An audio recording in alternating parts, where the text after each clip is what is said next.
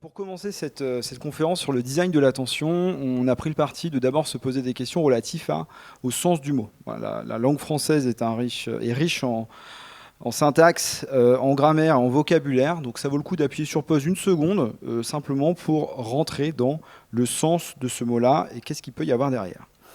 Alors, la première partie, tirée du Larousse, donc relativement scolaire, nous amène à un découpage en deux terminologies relativement différentes. La première étant la capacité de concentrer volontairement son esprit sur un objet déterminé. Et la seconde tourne plus autour de la gentillesse qu'on pourrait apporter envers quelqu'un, marque d'intérêt, d'affection, sollicitude. On a donc deux sens relativement différents. Ça désigne à la fois une capacité psychique, c'est-à-dire être attentif, et en même temps une capacité qui va être sociale, c'est-à-dire être attentionné. Alors, si on revient tout au début de la conférence, vous vous souvenez, il y a eu un petit son un peu caractéristique. Ah, je l'ai perdu. Le petit son du SMS, celui-ci, je vais le remettre un peu plus fort, dans une mise en scène hollywoodienne. Voilà.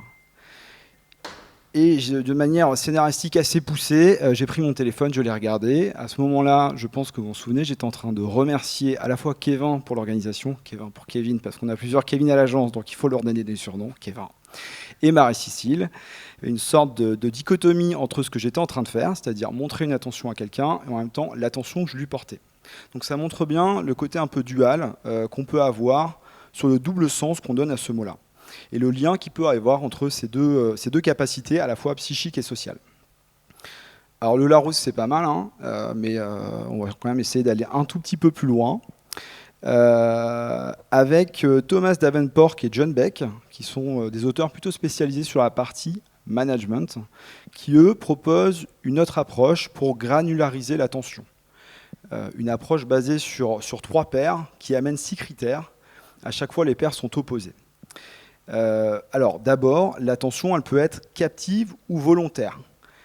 Captive, comme c'était le cas tout à l'heure, quand Marie-Cécile a présenté l'association FLUPA, c'est-à-dire que vous, votre intention, vous êtes venu pour avoir une conf sur l'attention, et à ce moment-là, Marie-Cécile a pris la parole et a présenté l'association FLUPA. Votre attention était captive par rapport à votre intention. C'est la même histoire quand vous allez au cinéma, et qu'avant le film, il y a une bande-annonce qui vous propose d'acheter des bonbons Haribo, par exemple.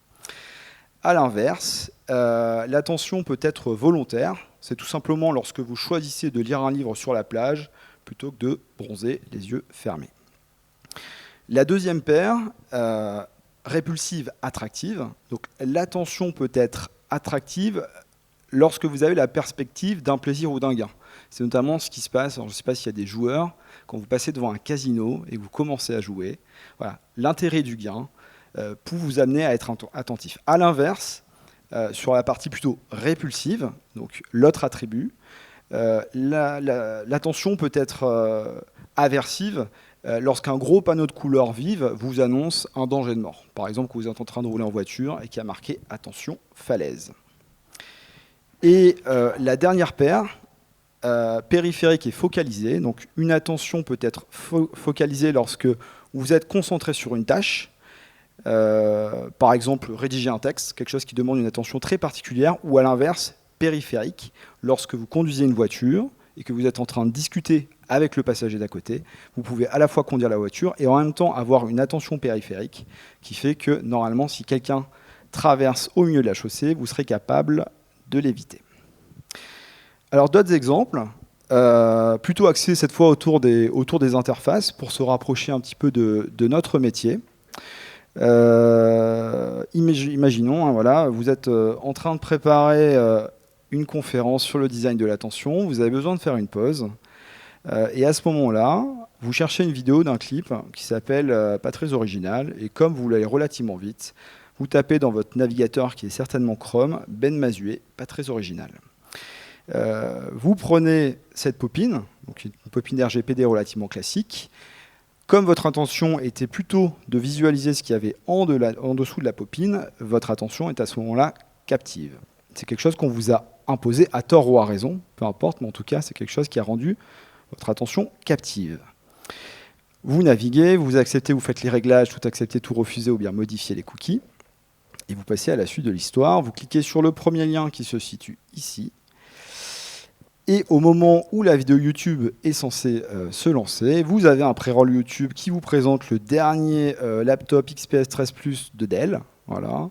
Donc sur un pré-roll de... Alors, j'ai plus les trucs en tête, mais il peut y en avoir 2, 3 qui durent plus ou moins quelques secondes. De la même façon, votre intention n'était pas de visualiser une publicité en lien avec le XPS 13 Plus, mais plutôt de visualiser ce qu'on va voir juste après. Donc votre attention était bien captive. Vous commencez à regarder la vidéo de Ben Mazué. Donc votre attention, elle est focalisée sur ce qui se passe à l'image, potentiellement aussi le son, donc plutôt le cadre qu'on va retrouver juste ici.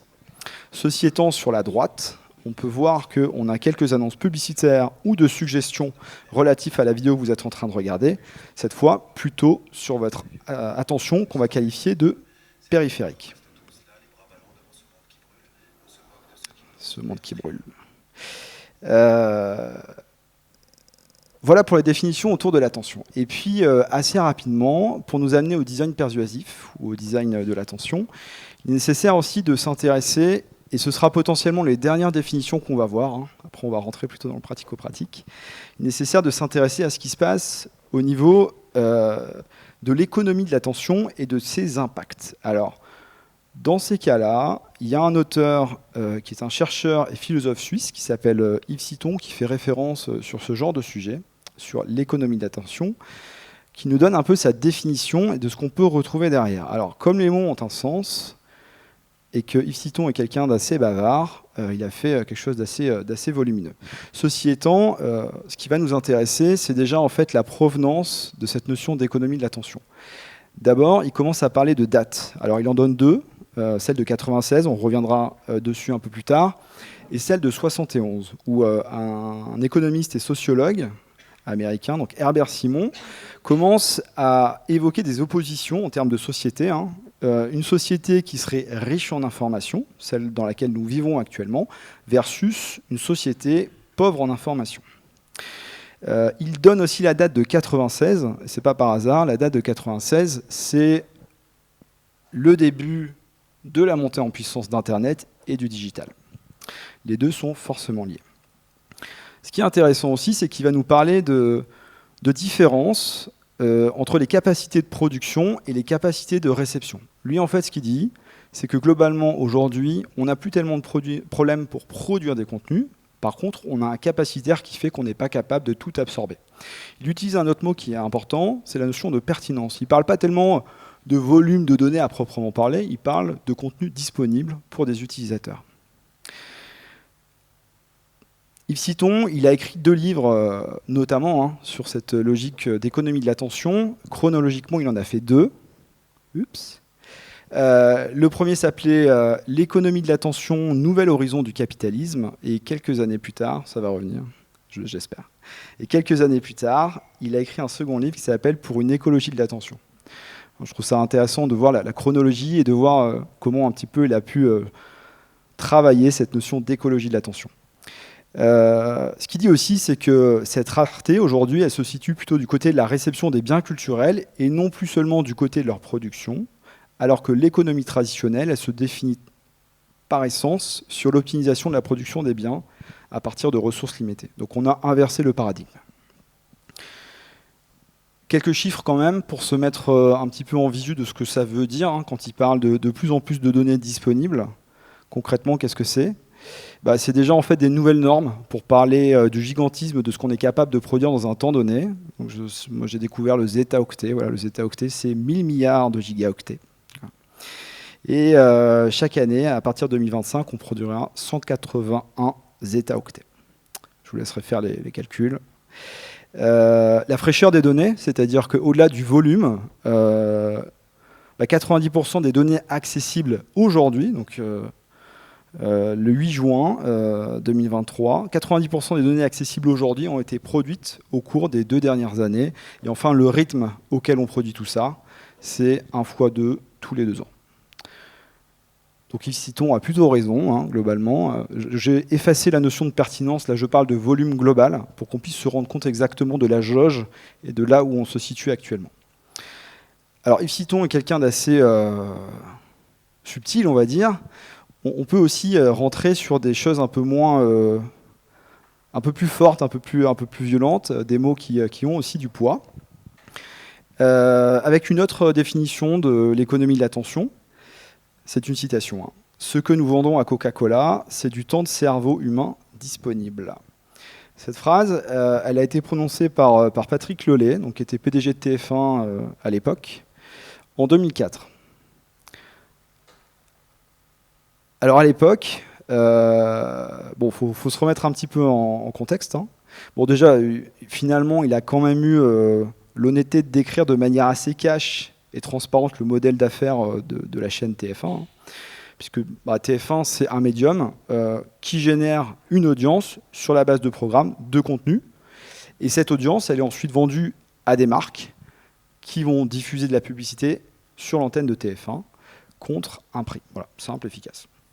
En 2004, il faut aussi se remettre un petit peu en contexte. En 2004, c'est Dr House, c'est Desperate Housewives, c'est Lost, les...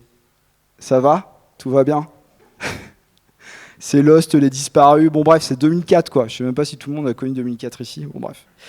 Et la spécificité en 2004, c'est que on consomme pas du tout les contenus, les médias, comme on peut les consommer aujourd'hui. C'est-à-dire qu'aujourd'hui, on a une forme de délinéarisation de la façon dont on les consomme, c'est-à-dire on utilise les services de SVOD ou de VOD pour accéder à ceci. À l'époque, pour TF1, ce n'était pas du tout le cas. À l'époque, en 2004, Netflix, c'est une entreprise qui livre des DVD par la poste sur le territoire américain. Voilà, on n'est pas encore du tout à ce qu'on va se raconter un peu plus tard.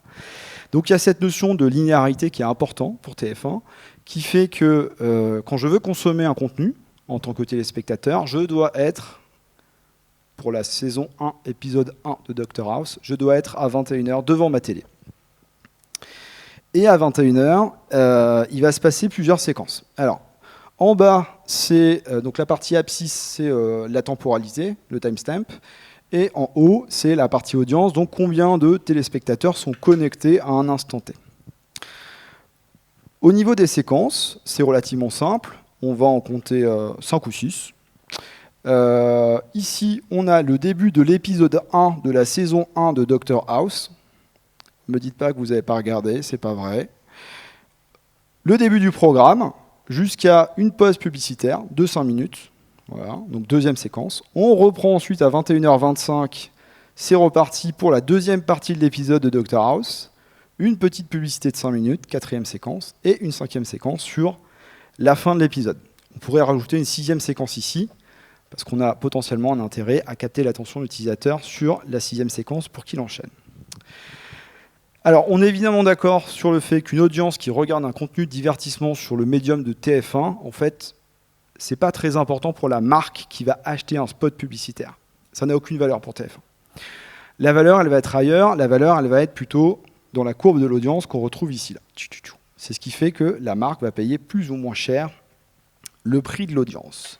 Donc la question, au regard de quand on parle de design d'attention, la question c'est la suivante, c'est comment est-ce que je peux faire en sorte de garder l'attention de l'utilisateur au moment où je lance une page de publicité, c'est-à-dire ici, ici et potentiellement ici. Comment est-ce que je fais pour garder la rétention de l'attention de l'utilisateur ? Alors c'est assez simple finalement, c'est assez simple, mais ça a quand même des impacts. On utilise une technique narrative qui s'appelle le cliffhanger. C'est un truc utilisé depuis très longtemps, y compris dans la littérature. Quand on lit un livre et qu'on tourne les pages, le page turner, il y a beaucoup ici d'auteurs, Dumas aussi utilise ça, c'est vieux. Donc c'est une technique narrative qui consiste à introduire une rupture dans le récit au moment où est créée une tension qui appelle une résolution pressante. Alors c'est une technique narrative, c'est-à-dire que globalement, la façon dont on écrit les épisodes, la narration même, quand je suis scénariste, je dois prendre en compte dans mon cahier des charges le fait d'intégrer ces cliffhangers. Je dois, de manière assez récurrente, écrire de telle sorte que quand on va produire et réaliser ces épisodes, il y ait des cliffhangers qui soient calés au moment des postes publicitaires. Alors, il y a des logiques de marché. Par exemple, aux États-Unis, les postes publicitaires sont plus fréquentes mais plus courtes. Donc, il faut aussi s'adapter à ça. En France, on a aussi un quota. Il y a des lois pour ça, qui fait qu'on ne peut pas diffuser trop de publicité ou trop de durée de publicité par heure. Alors les cliffhangers, vous les connaissez, hein, donc je sais pas, c'est pour Friends, ça va être Ross qui demande en mariage quelqu'un, on ne sait pas si ça va être oui, ça va être non, ça va être dans un film avec des zombies, quelqu'un qui se bat en première personne et qui tue quelqu'un, mais on ne sait pas qui c'est, donc on a envie de savoir qui c'est, etc., etc. L'objectif évidemment ici, c'est de conserver l'utilisateur et de faire en sorte que cette courbe d'audimat, ici cette courbe d'audience, baisse le moins possible sur la séquence publicitaire correspondante. Alors, toujours pour continuer un petit peu dans la dentelle, et un peu plus récent, une autre citation d'un autre acteur, de quelqu'un qui travaille plutôt dans l'environnement tech cette fois, c'est « Nous sommes en compétition avec le sommeil ». Alors déjà, Patrick Lelay était un peu engagé avec le temps de cerveau humain disponible. Là, on passe à un autre cap.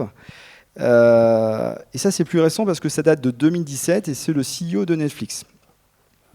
Il a tenu un call avec les analystes financiers pour les résultats du premier trimestre de l'année 2017 et c'est là qu'il a lâché cette citation. Donc là, c'est pareil, il faut aussi se remettre en contexte de ce qui se passait en 2017. Il faut aussi se remettre en contexte de ce que j'évoquais tout à l'heure, c'est-à-dire la capacité qu'a eu Netflix à transformer son modèle d'affaires. En France, on ne l'a pas trop vu. Je parlais tout à l'heure de 2004, le fait que Netflix est né d'abord comme un acteur de la logistique. C'est-à-dire qu'en fait, eux, leur job, à la base, c'était d'envoyer, de recevoir des DVD dans des grands entrepôts, un peu partout aux États-Unis. Et puis, ils ont eu l'effet inverse de Kodak, avec le dilemme de l'entrepreneur, qui fait qu'ils ont décidé de changer de métier. Donc, ils ont une capacité d'adaptation relativement forte. Ils sont passés d'un métier de logisticien à un métier digital. Là où Kodak devait basculer d'un métier de chimiste à un métier du numérique, et puis voilà. Ça n'existe plus aujourd'hui, ou alors très peu. Bref, je reviens du coup à 2017. 2017, en fait, Netflix étant presque en situation de monopole, on va dire, dans le monde du streaming, donc dans le monde du divertissement. Ceci étant, il y a des nouveaux acteurs qui commencent à arriver sur le marché, type HBO, type Amazon Prime. Donc, il commence à avoir une sorte de début de compétition. Ceci étant, la compétition pour Netflix, à ce moment-là, ce n'est pas tellement les acteurs que je citais juste avant, c'est plutôt le besoin physiologique associé au sommeil. Je le disais tout à l'heure, hein, ces mots, ils ont été prononcés non pas devant le grand public, mais ils ont été prononcés pendant un call financier. Donc, à la base, ça devait rester un peu confidentiel. Hein. Ce n'était pas forcément un secret, mais quand on parle en B2B, on n'a pas forcément... à chaque fois vocation à ce que ça parte en B2C. Ceci étant, dans la communication de Netflix, c'est devenu une sorte de gimmick, donc jusqu'à devenir quelque chose publiable et publié sur les réseaux sociaux. Voilà, le sommeil est mon plus grand ennemi. C'est du second degré, mais... Alors, on va... Alors pourquoi d'abord Reed Hastings il parle de guerre contre le sommeil, c'est quand même des mots assez forts. Je vous propose de nous mettre dans les chaussures d'un business manager chez Netflix pendant quelques slides, pour essayer de réfléchir un petit peu sur la façon dont ils conçoivent le marché de l'attention et pourquoi il dit qu'il est en compétition avec le sommeil. Déjà, si on est business manager chez Netflix, on a intérêt à regarder un petit peu les études de tendance pour capter la taille potentielle du marché. Globalement, est-ce que la ressource sur laquelle je capitalise, quelle est sa taille, est-ce qu'elle est disponible, qu'est-ce qui se passe par rapport à tout ça? C'est quoi le terrain de jeu dans lequel mon produit évolue? Et force est de constater que sur la base des dernières statistiques, la tendance est plutôt bonne. Netflix, c'est un produit qui se consomme dans des moments qui sont compatibles avec le divertissement, voilà, principalement des moments où je ne travaille pas. Or, depuis plusieurs siècles, le temps de travail annuel moyen ne fait que descendre. Voilà. Donc, si je prends la France, entre les années 1950 et 2019, on est passé de 2351 heures annuelles travaillées à 1505. Donc, c'est potentiellement une ressource disponible de plus en plus importante, c'est-à-dire que j'ai gagné 850 heures de temps disponible dans lequel je vais pouvoir, d'une manière ou d'une autre, vendre, essayer de caler mon produit. Et forcément, cette notion de ressources supplémentaires qui est créée amène une notion de marché, le marché de l'attention. Ici, ce qui va nous intéresser, c'est le marché du divertissement. Donc on va essayer d'aller encore un tout petit peu plus loin en ramenant ça sur un timelapse de une journée, sur un séquençage d'une journée. Mais avant ça, comme on reste business manager chez Netflix, il faut s'intéresser à ce qu'on vend, voilà, et aux promesses de ce qu'on vend. Donc à l'époque, ils vendaient des DVD, maintenant ils vendent de la SVOD. Et ils vendent un abonnement contre du divertissement. Donc je donne des euros et j'accède à un service. Et ce service, donc, qui est un abonnement, dès la promesse, c'est-à-dire dès que j'arrive sur le site, quand je suis encore prospect, pas encore client, on va me dire plusieurs choses. On va me dire que je peux annuler à tout moment. On va me dire quand je progresse dans le tunnel que c'est sans engagement annulable à tout moment. Et puis quand je regarde un peu plus dans la FAQ, pas de frais d'annulation, ouvrez et fermez votre compte à tout moment. Sans engagement, 2 clics suffisent pour annuler votre compte en ligne. Donc en fait, on vend aussi un non-engagement et une capacité simple, facile et rapide à se désabonner. C'est une force et c'est aussi une faiblesse qui fait que si notre produit, à un moment donné, n'apporte pas la satiété nécessaire à l'utilisateur, potentiellement jusqu'à l'ivresse, eh ben, il peut se désabonner. Donc il faut faire en sorte que cette personne soit toujours abreuvée de contenu. Quand Netflix est arrivé en France, leur communication était principalement basée sur la volumétrie des contenus. Il se trouve qu'aujourd'hui, le positionnement est relativement différent et qu'on va arriver plutôt sur « j'ai le contenu qu'il te faut à toi ». Revenons à l'histoire de la journée. Donc on a vu tout à l'heure, il y avait beaucoup d'heures, ça fait beaucoup d'informations. On va revenir sur quelque chose de beaucoup plus pragmatique. Une journée de minuit à minuit, 24 heures. Simple. On reste en mode marché ressources, on reste dans la position d'un business manager chez Netflix. Quelle est la taille de mon marché ? La taille de mon marché, c'est effectivement 24 heures sur une journée. Voilà. La durée d'une journée classique. Ceci étant, on va chercher à découper un peu la journée en blocs pour voir un petit peu ce qui se passe. Bon, déjà, on va intégrer les besoins physiologiques, donc tout en bas de la pyramide de Maslow. Ici, donc, on a un client raisonnable, il dort, bravo, quoi, il dort 8 heures par jour. Donc il n'a pas d'enfant et tout, enfin genre voilà quoi, tout va bien, c'est parfait. Il se couche à 23h, il se réveille le matin à 7h. 8 heures de sommeil, boum. Ensuite, c'est un client actif qui travaille. Donc je suis parti sur une base de 35 heures hebdomadaires, hein, donc là en l'occurrence 7 heures de travail par jour, 9h midi, 14h, 18h. Donc en termes de ressources, on a déjà 8 heures de sommeil plus 7 heures de travail. Alors je pars du principe que la personne ne peut pas regarder Netflix sur son lieu de travail. Je ne dis pas qu'elle n'a pas le droit, qu'elle ne peut pas le faire, mais notre persona, il ne peut pas le faire. Donc on a déjà 15 heures sur les 24 heures qui sont une ressource non disponible dans laquelle je ne peux pas caler mon produit Netflix. 15 heures de non capacitaire. Et puis après, il reste tous les autres moments. Alors je fais des grosses patates, hein. Je ne me prends pas la tête. 7h, 9h, c'est le réveil et la préparation, le déplacement pour aller sur le lieu de travail, 2 heures. Midi, 14h, c'est la pause déjeuner. Et 18h, 23h, c'est du temps disponible puisque notre utilisateur débauche à 18h. Ça nous fait une journée relativement classique de 24 heures, de minuit à minuit. Alors, sur ces plages-là, sur les plages en bleu, on a donc un temps disponible. Ces temps disponibles, donc c'est la ressource de Netflix, puisque c'est le moment où l'utilisateur peut consommer notre service. 2 heures le matin, 2 heures pendant la pause déj, et 5 heures après le travail. Au total, ça nous fait donc 9 heures de disponible, 9 heures de moment où l'utilisateur peut utiliser Netflix. Évidemment, si je suis business manager, je m'intéresse aussi à tout ce qui peut se passer à côté, à toutes les autres sources de divertissement. Alors dernièrement, Netflix, il parle plus trop de sommeil parce que d'un moment, ça devient un peu compliqué de parler d'un combat contre des besoins physiologiques. Donc, il parle beaucoup de Fortnite parce que, en fait, il considère que Fortnite c'est un levier de divertissement et c'est aussi des moments en fait où je ne peux pas regarder de programme Netflix, même s'il y en a qui font. Les deux en même temps, c'est compliqué, je ne sais pas comment ils font. Mais voilà. Et puis il y a TikTok aussi, dont on pourrait parler pendant des heures.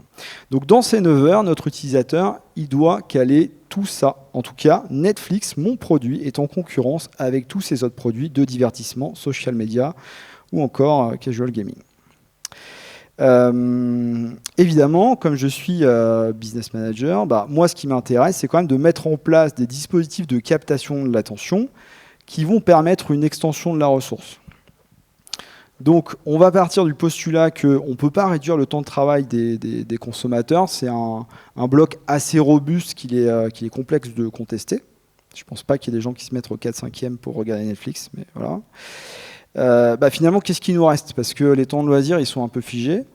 Ce qui nous reste, c'est peut-être en fait le sommeil, quoi. Donc, en tant que, et là je change de casquette, en tant que designer fonctionnel chez Netflix, je peux mettre en place des dispositifs de facilitation de la consommation des contenus de Netflix. Donc, moi j'en ai listé 3. En vrai, Netflix, ils sont hyper forts pour faire ça. Le premier, c'est la compression via l'intelligence artificielle. On y revient. Le vice-président de l'innovation de Netflix, lui, ce qu'il dit, c'est « Nous sommes allergiques au buffering. Personne ne souhaite être interrompu au milieu de BoJack Horseman ou de Stranger Things. » Donc Netflix, qu'est-ce qu'ils vont faire? Ils vont faire en sorte de compresser à maxima les vidéos des contenus mis à disposition pour alléger le poids des contenus. Et donc, la bande passante Internet ou la puissance de la bande passante Internet nécessaire pour les consommer. Donc on arrive aussi sur des notions de mobilité. C'est-à-dire que globalement, là où Netflix se consommait énormément via un réseau fibré, ou en tout cas un réseau un peu quali, et là où la mobilité posait problème quant à la vitesse du débit, on a déjà étendu le capacitaire de disponibilité de notre produit sur le mobile parce que compatible 3G versus 4G, etc. etc. Et puis, il faut aussi se dire qu'une interruption pour un utilisateur dans son expérience de consommation, je suis en train de consommer BoJack Horseman, et puis à un moment donné, j'ai un buffer qui s'installe, qui fait que la vidéo se met sur pause pour charger la suite de la vidéo. Ce moment-là est un temps mort qui peut détourner l'utilisateur de son intention de consommer ce contenu. Il peut potentiellement basculer sur lemonde.fr par exemple. Et ça on ne veut pas. Et puis évidemment aussi, on va se le dire, il y a aussi des pays dans lesquels la bande passante est moins importante qu'en France, même aux États-Unis, qui est un grand pays avec, géographiquement parlant, très étendu. Il y a des endroits où la bande passante est assez faible. Donc en permettant de consommer des contenus, y compris quand la bande passante est très basse, eh bien, je m'ouvre une autre population.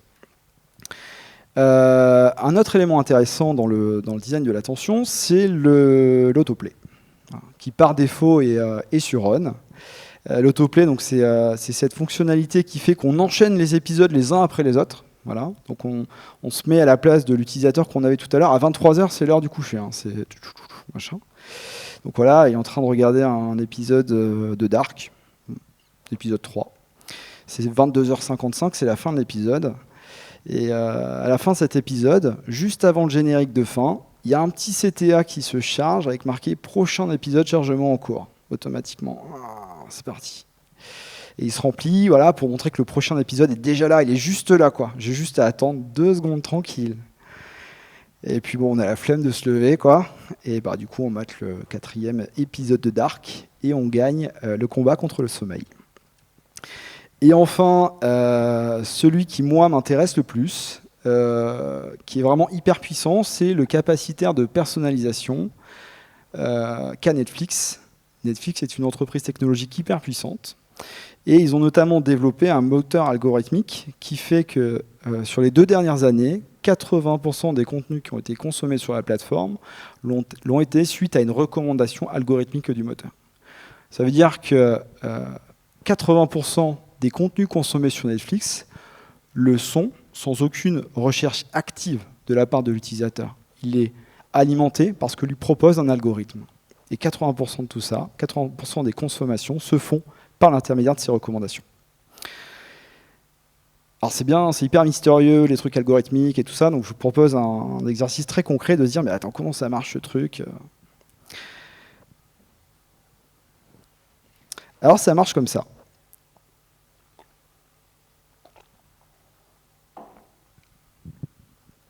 Ça marche en plusieurs temps. D'abord, ça va tout simplement chercher à connaître l'utilisateur sur la base d'attributs qu'on va voir un peu plus loin.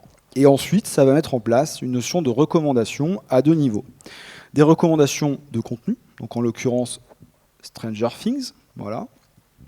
Et ensuite, une recommandation sur la base d'un visuel. C'est-à-dire que vous connaissez Netflix, vous connaissez son interface. Tout est poussé par l'intermédiaire de petites vignettes. Et il suffit de cliquer dessus ou de toucher pour accéder au contenu. Là, en l'occurrence, déjà pour Stranger Things, j'en ai 9 différentes. Alors, comment on fait le choix et comment ça marche? Alors déjà, ici, là, ce sont tous les attributs qui sont pris en compte pour personnaliser l'expérience de Netflix pour l'utilisateur, pour un utilisateur à chaque fois. Ça peut être l'historique des vues de l'utilisateur, et aussi le détail des programmes qu'il a pu regarder, ainsi que des informations plus contextuelles, telles que l'heure du jour ou le device de consommation.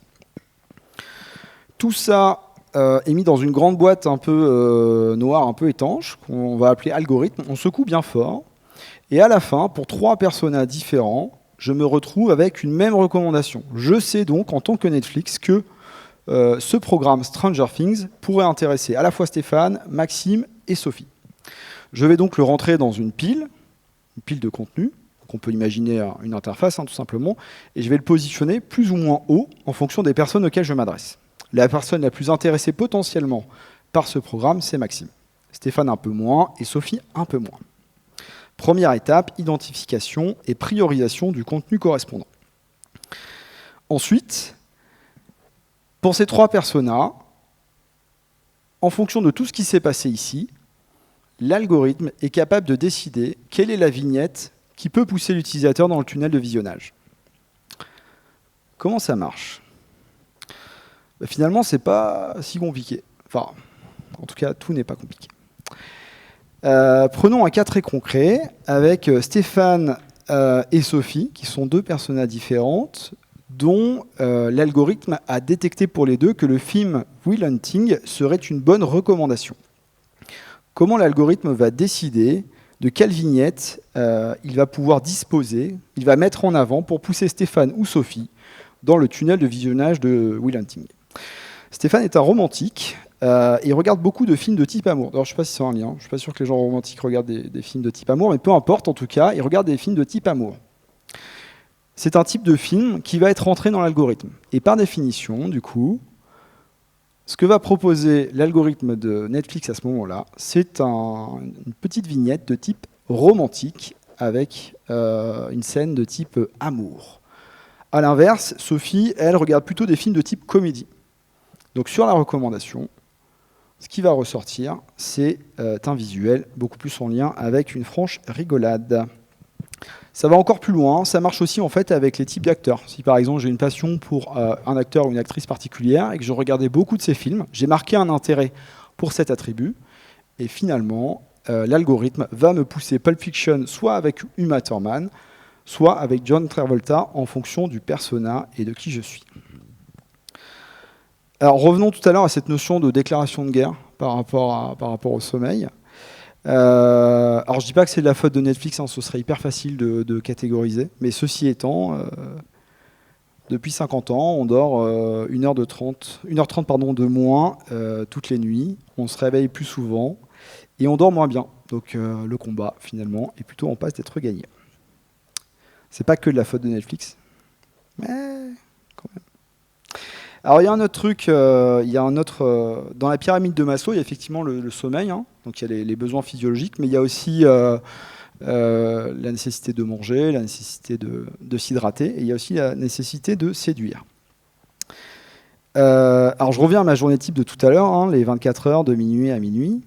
J'ai déjà réduit mon temps de sommeil, qui fait que je dors moins parce que je regarde plus Netflix, je caricature. Mais j'ai quand même envie de séduire. C'est un besoin physiologique qui est tout en bas de la pyramide. Donc, comment je fais? Je vais utiliser un autre produit qui s'appelle Tinder.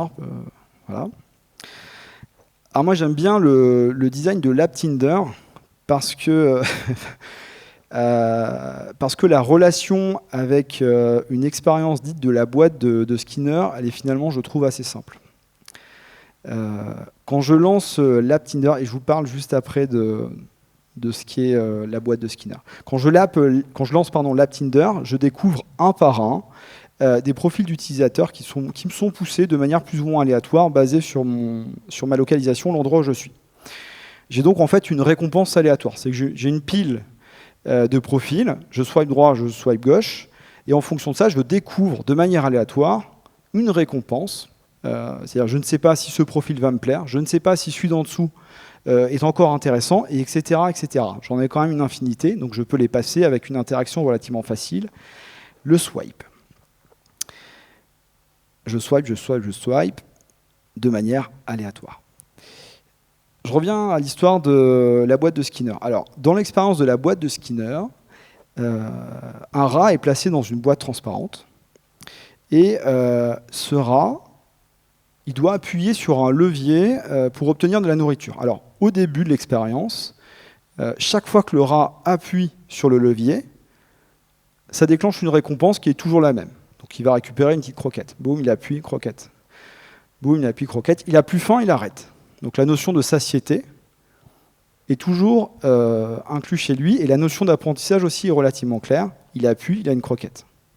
Pas d'aléatoire, une action, une récompense. Et dans la suite de l'expérience, la distribution de la friandise, elle devient aléatoire. C'est-à-dire que quand le rongeur appuie, là où la première phase, à chaque fois ça tombait, bah là, maintenant, c'est aléatoire. Ça tombe pas. Et après, on a aussi la quantité qui devient aléatoire. Des fois, il y en a un peu qui tombe, des fois, il y en a énormément. Tout devient aléatoire. Et en fait, ça le fait dérailler le rat. Mais plus que le faire dérailler, c'est-à-dire qu'il perd cette notion de satiété, la notion d'aléatoire prend le pas sur ses envies. Et en fait, il va passer son temps, sans même avoir faim, à appuyer sur le petit levier qui ramène potentiellement une grosse croquette, une petite croquette, ou rien du tout. Et finalement, le design tel qu'il a été conçu sur Tinder, c'est aussi ce principe de captation de l'attention qui est basé sur l'aléatoire. Qu'est-ce que je vais découvrir? Qu'est-ce qu'il y a derrière? Allez, juste un dernier. Et puis aussi, au-delà du design de l'attention, le produit en tant que tel et ce qui est vendu par Tinder, c'est l'attention même des utilisateurs.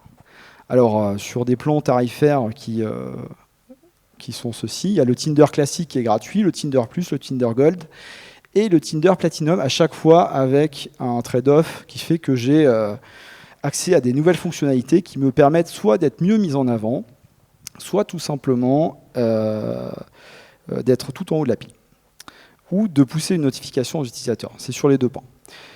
Très concrètement, il y a ce qu'ils appellent le super like. Alors j'aime bien parce qu'ils donnent des... en plus, ils sont hyper cash, quoi. Ils donnent des informations hyper claires.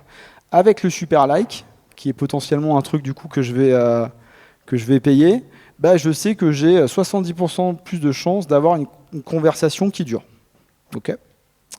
Donc en gros, un super like, c'est quand un like n'est pas assez fort, l'utilisateur peut appuyer sur l'étoile bleue pour envoyer un super like. Et son profil apparaît alors avec une étoile et une bordure bleue.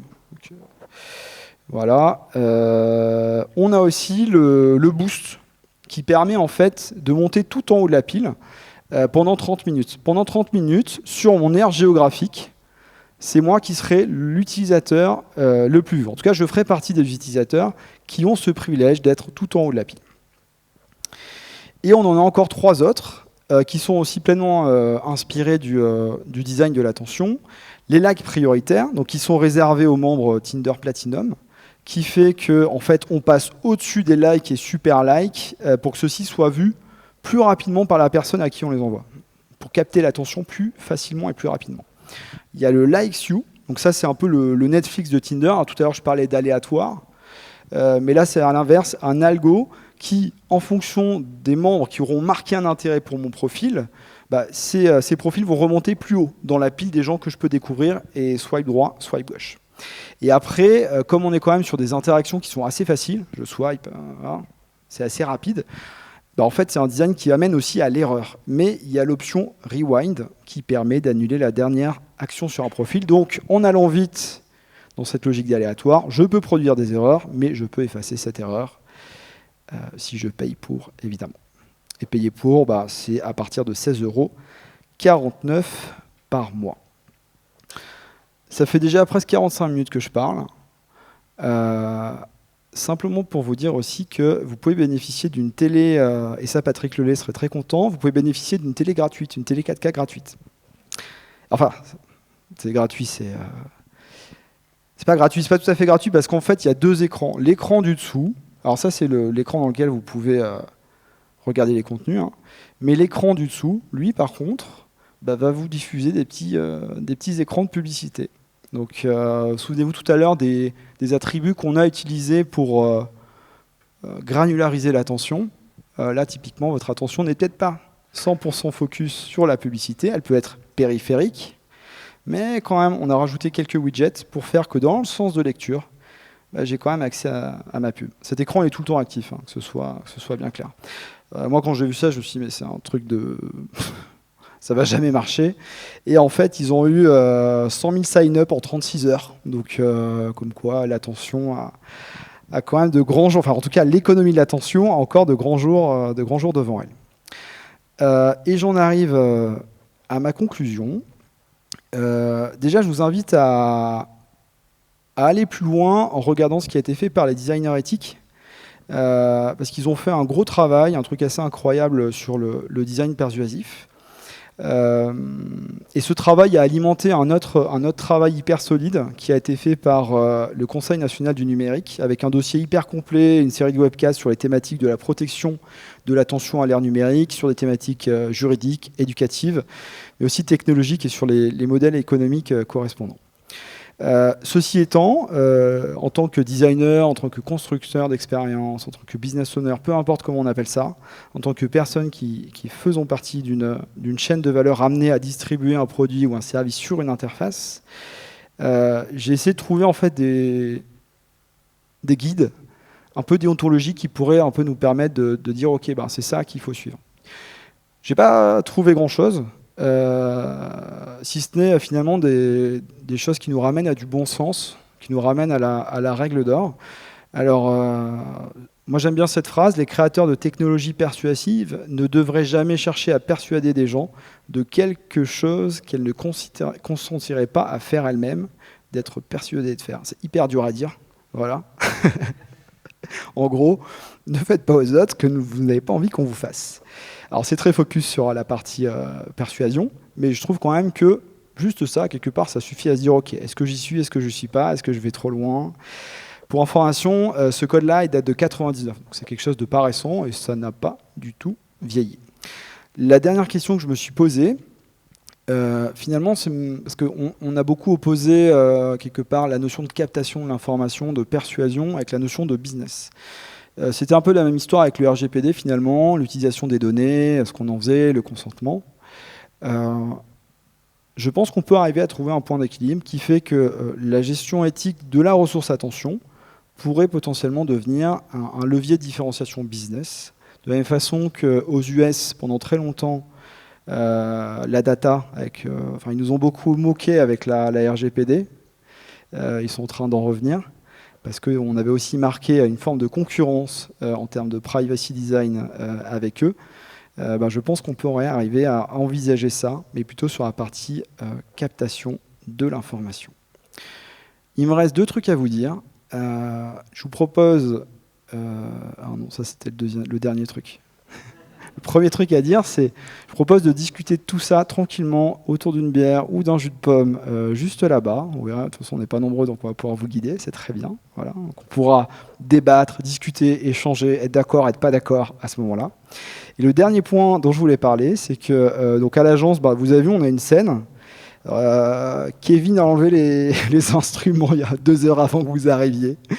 Mais en fait, on est une agence de musiciens, pas moi personnellement, mais j'en vois déjà quelques-uns ici. Et on fête en même temps notre anniversaire, c'est notre 18e anniversaire 18e anniversaire pour la haute société, le 22 juin 2023 à l'Ampérage.